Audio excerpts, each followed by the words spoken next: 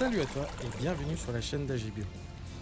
Alors aujourd'hui, je voudrais te parler poulailler parce que je t'ai présenté, je t'ai montré rapidement le poulailler que j'ai fait en terre paille.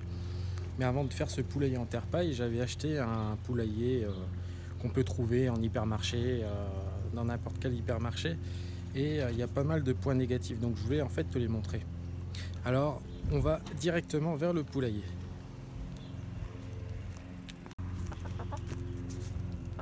Alors première chose en rentrant dans le poulailler,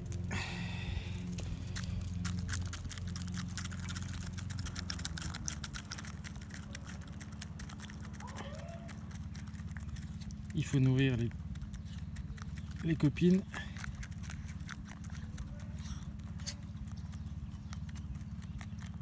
Et c'est pas en accéléré. Voilà. Bon, je vais poser avant qu'elle me becque les doigts. Donc, voici le poulailler. Alors, première chose, l'espace.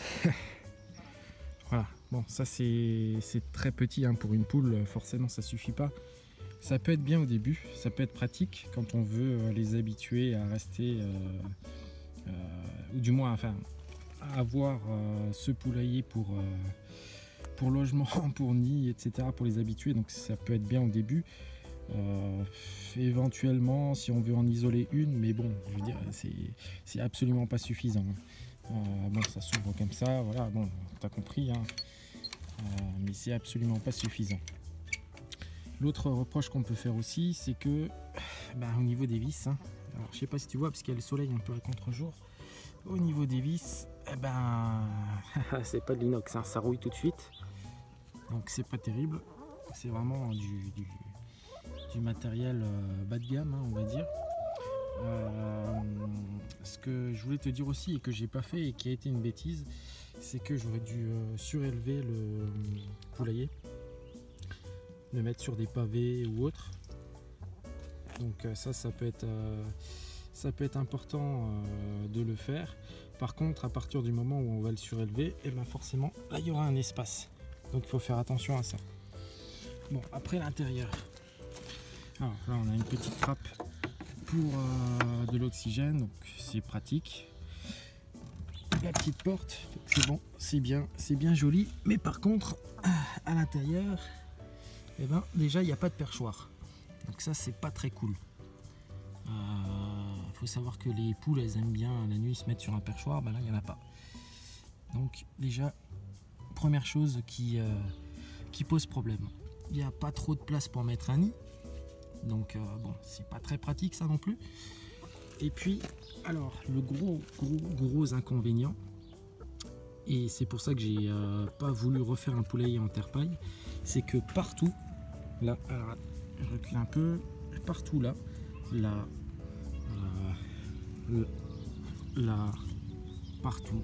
partout, là entre les lattes, chaque fois il y a des petites interstices. Et dans chaque interstice, en fait, il y a des petites bêtes qui vont se mettre.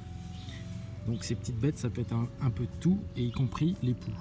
Et une fois qu'il y a les poux là-dedans, c'est très compliqué, voire impossible de s'en débarrasser, parce que on peut jamais aller dans chaque interstice. Il y en a vraiment partout. Alors moi j'avais eu une invasion. Alors c'était avec les précédentes poules, hein. C'était les précédentes poules qui étaient là-dedans. J'avais eu une invasion de poux rouges. Ça, pour s'en débarrasser, voilà quoi. J'ai pu réduire, j'ai pu contenir avec la terre de diatomée qui est vraiment très bien, que je recommande. Mais par contre, pour s'en débarrasser, on n'arrive pas à s'en débarrasser parce qu'il y a tellement d'interstices un petit peu partout que c'est pas possible. Après, ce qui a priori serait le plus efficace pour les exterminer, c'est de passer tout au chalumeau. Mais bon, tu vois que